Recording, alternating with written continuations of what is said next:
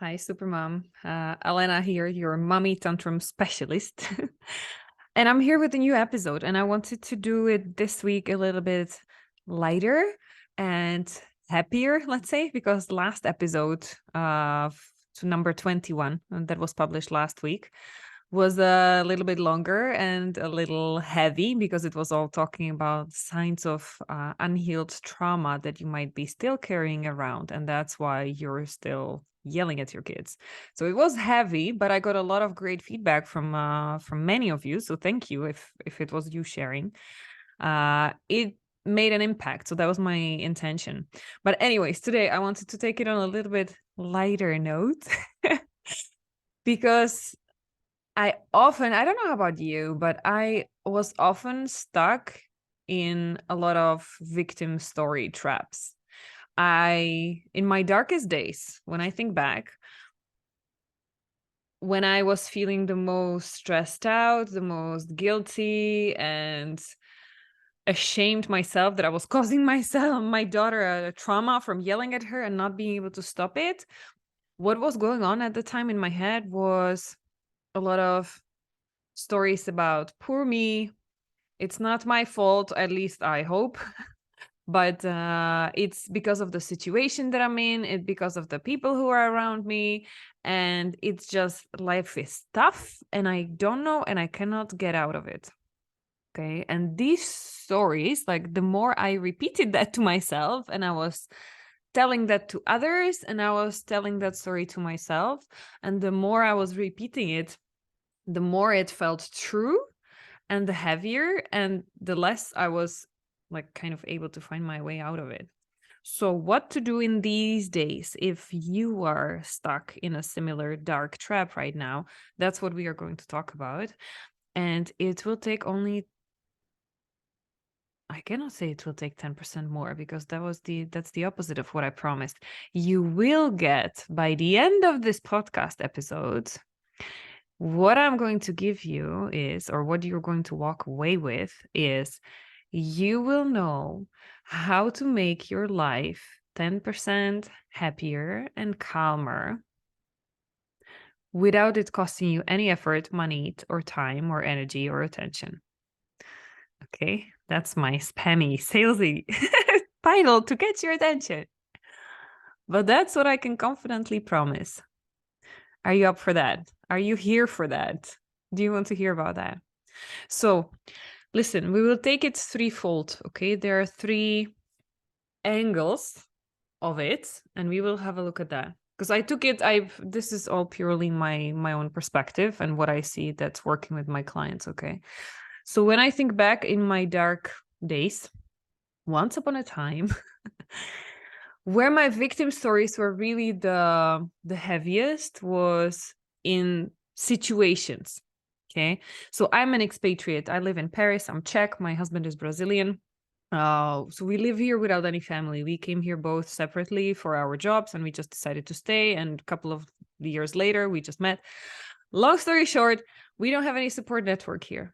Okay, I cannot just call up my mom, not only because she's already gone, but or his mom, she's gone too.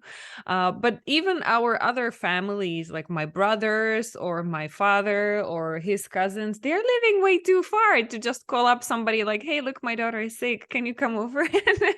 Or can you take her for a weekend afternoon so that we can go out for a date or whatever? Like, no, forget that. So this was always one of my biggest victim stories where I felt like it's not that it's not my fault. I felt like it's partially my fault that I'm so stressed out, but I felt it's not my fault that I'm in this situation and that it's heavy. Like it's just heavy. And I kept repeating that to myself. It's difficult, it's tough, and I have the full right to be stressed out because look at the I cannot say cuss words here, but look at the storm, the difficult storm that I'm in, okay? Like to justify me being stressed out and me getting angry. Okay, so where is this 10%? Where is it going? Because yes, I promise this episode is going to be lighter. I'm getting there. I'm almost there. Hang in there with me. The shift The 10% more that I would like to offer you, you can take it as a game. Just an easy game that you will try on. Okay, just play with me. What if you could look at the most stressful trigger for you right now in your life? The situation that you objectively, justifiably, you can be upset about, and you're the victim, and like, poor you. What if you took that situation and found the 10% in it that you can turn into a gift or opportunity?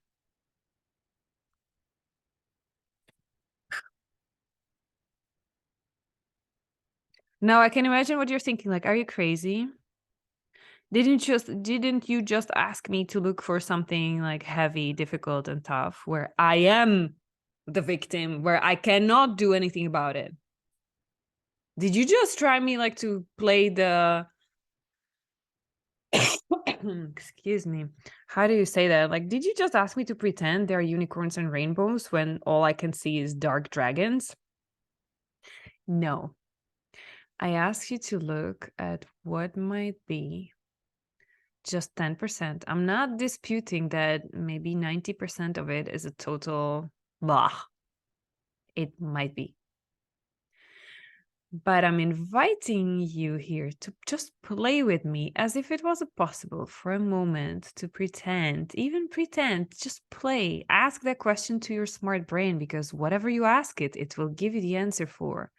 What is the 10% of the situation that I can possibly now or in the future turn into a gift or opportunity? And see what comes back. Because I can guarantee you, from my own experience, from working with hundreds of clients all around the world in so many like really hard situations, I can guarantee you there is at least 10% that you can find if you look for it. My own example, the most difficult I've ever had, like the most difficult trouble or situation I ever had to face, was my mom when she was diagnosed with cancer. And then when she died eventually after 3 years of pain and suffering. That was my biggest storm. So is that 100% gift? Of course not. Of course, it hurt me and I still feel the loss. At the same time, what I was able to get is really to try to find those 10% and turn it into gift or opportunity. Excuse me, I have to cough. I'm still a little bit sick.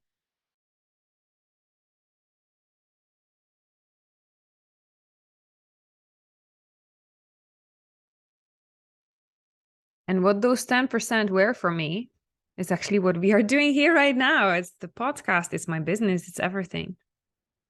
Because I couldn't help my mom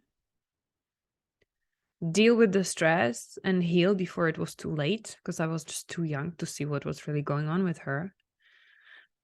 It became a mission. It became a mission and deeper purpose to make sure it not only happens to me and that I free my daughter from repeating the same mistakes and getting into the same like intergenerational trap. But that's what I'm doing here with you. That's why I'm helping you. So that my mom's death and suffering was not wasted. Like, it wasn't for nothing. It was not just that. I decided to create a higher purpose out of that. That's my 10%. So that her suffering wouldn't be wasted, that it had a purpose. There was something good that's coming out of it. Okay. And I can see that every day when I'm working with my clients. I'm just like, little by little, I'm getting those confirmations, and I see the lives I'm changing. And it's not just the women, it's their families, it's their kids, their mental health, but their physical health, their marriages. I can see the impact they're having even in their work. And that's my 10%. And it's coming back to me every day. So that it's balancing off those years that I was watching my mom suffering and all that she had to go through. It's being balanced now, and it's being kind of like repaid in the stories of other people that I can help. So what is your painful story? The most painful story? And what is the 10% of how it can make sense for you, how you can make sense out of it, and how you can turn it into a gift and opportunity for you and for others? And it doesn't mean that you have to start a business around it, but it can be even the lesson. Maybe you didn't get the result you want, but what is the lesson you got? Another example, when I think back into my really early years, like my 20s, I was in so many relationships and I was heartbroken so many times in my life. But I'm so happy it didn't end up in the happy ending, because only looking back now, I see how we were not a good fit for each other.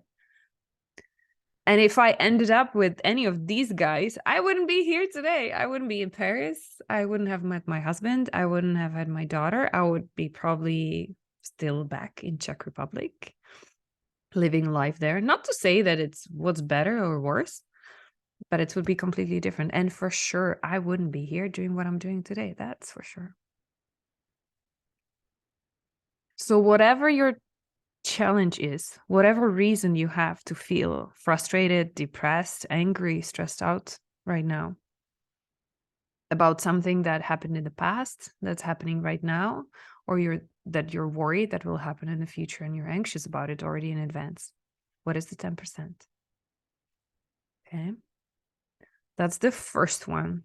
That's the first angle. That's the first opportunity that you can feel 10% better, lighter, already right now, without anything else changing, without you doing any extra work, without you spending any extra time on anything. You have it there already in front of you.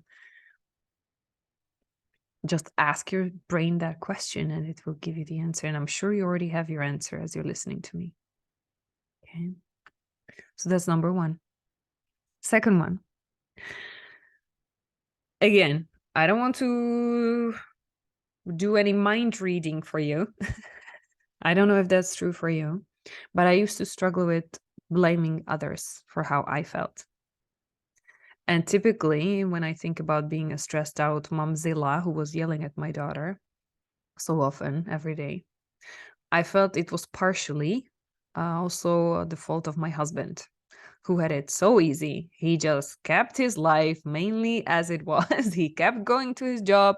He kept doing his hours. If our daughter was sick, it was always me who was staying at home, always me who had to change my plans, me who was breastfeeding, so me who had to spend the nights with her since the beginning. And then we couldn't stop with that because she was used to me getting up with her every night. So she didn't want my husband even later. So it's still me 6 years later now. Poor me, and it's his fault.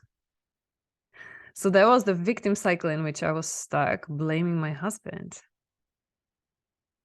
So is there somebody you blame your unhappiness on right now? Have that name or face pop up in your mind right now. Who is it and what are they doing? What are they doing to you? Now, ninja trick, 10% again. Even in the biggest fights you've ever had with anybody, biggest conflicts, misunderstandings, somebody did wrong by you, where was the 10% where they were either right or the 10% for which you can understand at least that, like, why they were doing what they were doing? Doesn't mean you forgive, doesn't mean that you forget, doesn't mean that you let anybody cross your boundaries. So if it was something like significantly traumatizing for you, it doesn't mean that you approve of that action and you let them do that to you again. I'm not saying any of that. But if you look at that trigger, if you look at that conversation, conflict you had, where is the 10% that will make you understand and not be upset with them about it? if I look into that relationship with my husband, how I used to feel angry that we are no longer a team because it's me doing like 99% of everything. Of course, I can see his 10%. Like his 10% is him being good with himself, is keeping his boundaries, with him keeping his self-care and his time. And it was good he did. And only looking back now, I can understand how it was. Because if we were both stressed out and both yelling and both completely burned out, then like, oh, poor my daughter, it would have been even worse. Because at least in those moments, even though it felt in my mind like so little time that he was spending with our daughter, which is actually not true. That was that victim story in my head that exaggerated, because you can always compare to other families and other couples, to single moms, divorced moms, it's even less. So it was not that bad as the victim stories were going in my head. But when I look at the time that he spent with our daughter, those were the moments that filled her up. It was always so much happiness, and he has the ability to slow down. And that's where we are the opposites. Maybe that's why we were attracted to each other so much, because I'm the doer, I'm the fast, organized, as efficient as possible, thinking 10 steps ahead to get it all like as smooth as possible. He's the opposite. He's living in the moment. There is some planning, but not much of it, definitely not to the extent that I'm going. He's much more in the moment, taking time. Where I'm rushing up to speed up and do it fast, he's slowing down. And that's so wonderful with our daughter, because that's what the kids need, right? When you're reading a book, they need to, if they don't understand a word, or if you're watching a cartoon with them and they don't get it, like what's happening, that you're not rushing them like, shh, just listen, but you take the control, you put the pause, you explain to the depth that they need as much as they are interested in hearing about it, and then you continue. So he was the one who was bringing that calm into our home, right? So what is it now, back to you again? What is it that, it doesn't matter if it was your husband, whatever the situation was, what is it that where you can actually understand and appreciate the action of the other person, who back then in the moment or right now is like triggering you so much and is making you feel stressed and burned out, and that's part of the reason why you're feeling the way you do right now? Where's the 10%? And I know you might be rolling your eyes and even thinking about like really your deepest traumas where people seriously hurt you. And I will challenge you that it works even in those cases. And here I can tap into the example of my daughter. Almost a year ago, she was, I don't know if I would say bullied at school, but there was a boy who was making her really upset, and he was annoying her. He was doing exactly what she said he shouldn't be doing, and he was getting in her face physically, like not making her feel comfortable or safe. So, and it was a problem because she had nightmares at night. She didn't want to go to school. Before, she loved school, and suddenly she was crying in the morning, holding on to me for her dear life, crying that she didn't want to go to school. So we were completely like, what the heck is going on at school? And then we found out that there was this little bully. And so I had a discussion with my daughter, and I helped her see the 10%. So while I was, of course, telling her how to keep her boundaries and I was trying to strengthen her up mentally, but I also wanted her to see, and this was my key message for her, and that's what I want you to get, is that only hurt people hurt others. If somebody is hurting you intentionally right now or in the past, it's because they were hurt once upon a time. And I know it doesn't make it okay. Whatever they did, I'm not saying it's okay. I'm not saying you should forget and forgive. No, no, no, no, no. This is just the piece where you make them look like less evil. You make it feel less personal because it actually might have nothing to do with you. They were not out there to get you. You were the victim of it, yes, unfortunately, but that was not their primary intention. The root of it all, of their behavior that is not acceptable, is that they are suffering, is that somebody hurt them in the past or is still hurting them. And later on, we actually found out that that boy, like, there might be some violence in their family. So that's why he's so mean with other kids at school. Doesn't make it okay again. Like, the teachers have to do something about it. We spoke to his parents. They have to do something about it. But it helped my daughter to see it that way. Because she was no longer that powerless victim. She was able to feel some empathy for him. Because I was telling you, imagine what he's doing to you, how much it's hurting you, how much it's not comfortable. There's probably something even worse that's happening to him right now.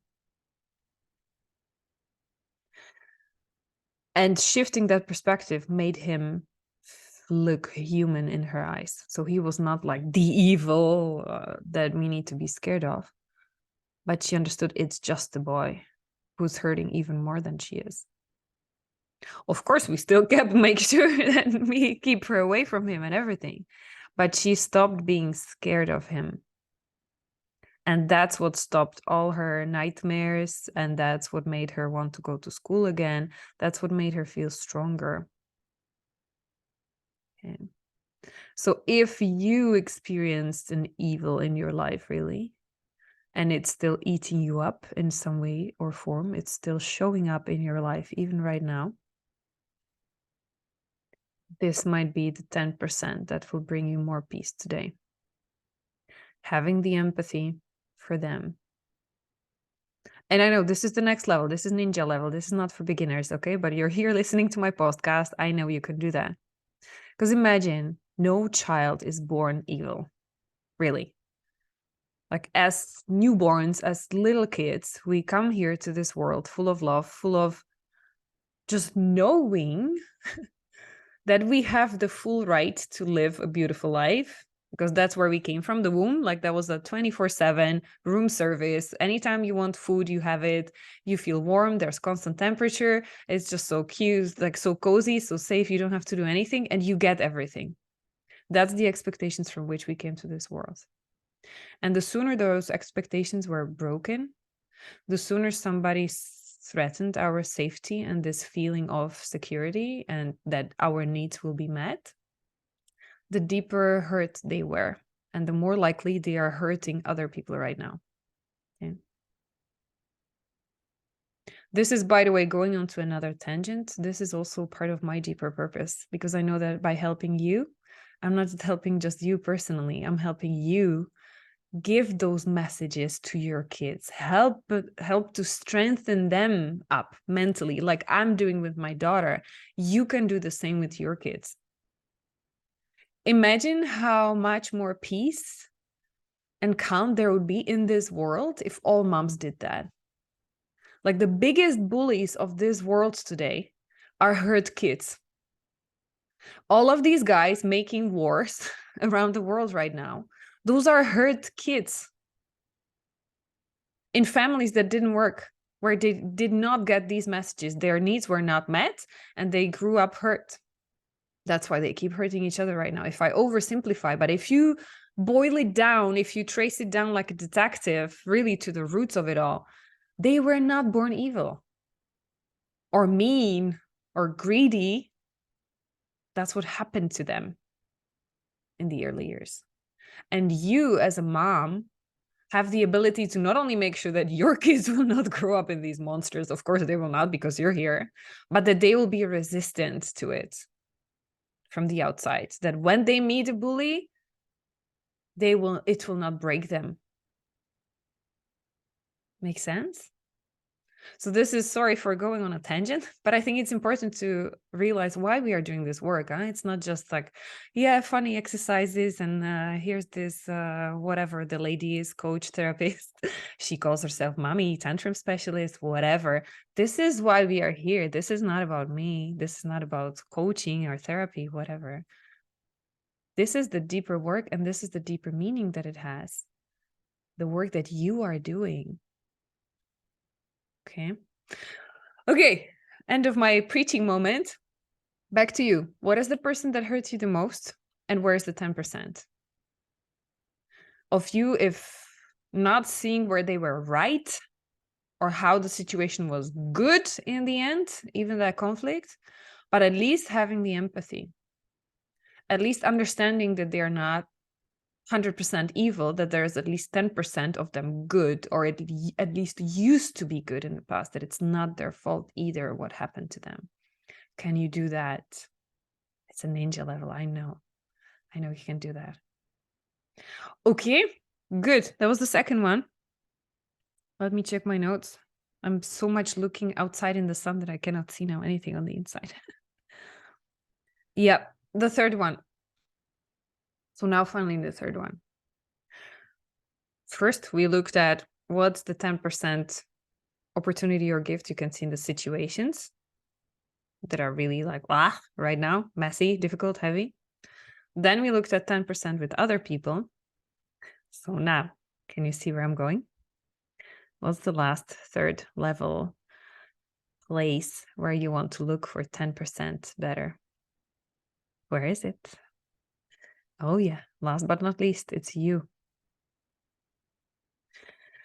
And here the shift will be, where is the 10% more when you can give yourself more grace, more compassion, more unconditional love, or just simply celebrate more, 10% more?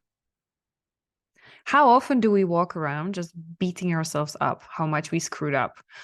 I yelled here, or I did this wrong, and I'm so stressed, and it's all my fault, and my kids won't feel loved enough. And I yelled again, and I was trying my best, biting my tongue for 3 times when I asked the kids to do something, but then I yelled out anyways because I didn't know anything like what else to do.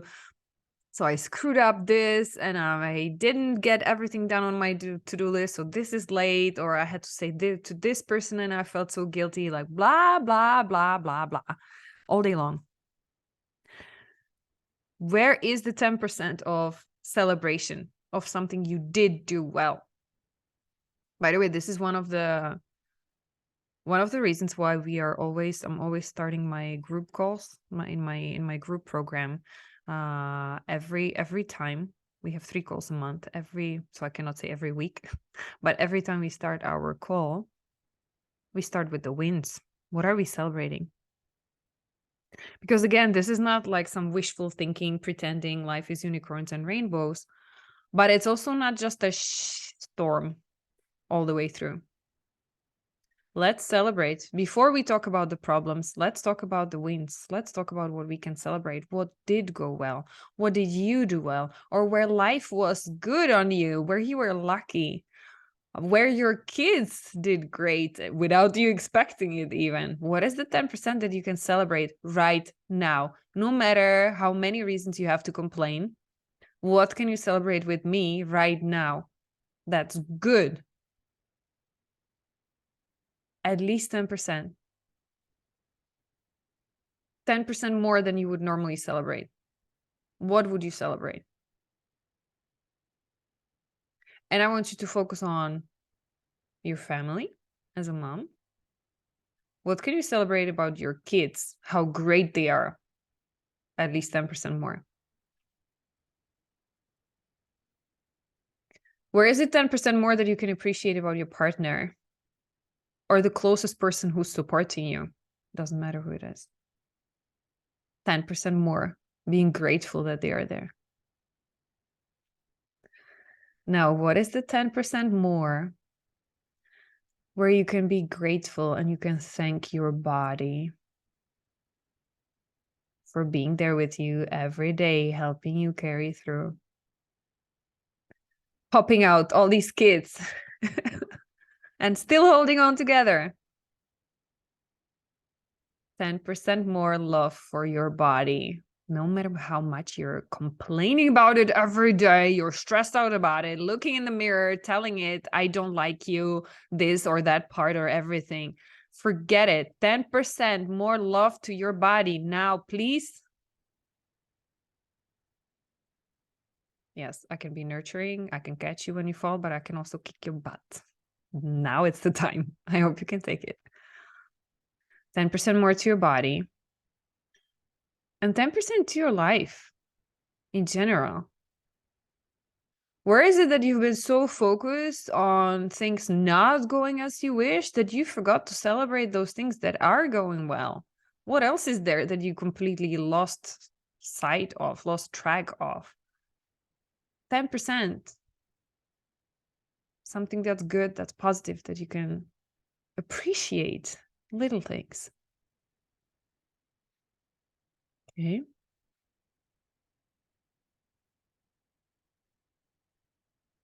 So that's it. That's where I had those 10% more for you today. In the situations where you find yourself stuck with people that you're getting on each other's nerves, maybe, and in yourself, celebrating 10% better, 10% easier, 10% of creating a gift or opportunity out of the struggle. Where is your 10% more? That's how you can feel 10% calmer and happier, at peace right now. And it doesn't take more effort. It doesn't take more time. It doesn't take more energy. It doesn't take more doing. You don't have to add anything on your list. You can feel more appreciation, more compassion, more gratitude right now. So I hope it helped. I would love to hear from you. I know it's not easy, but this is the work. And I know you can do it. So keep me posted. You have my email address in the description, and I always love hearing from you. Take care, Supermom.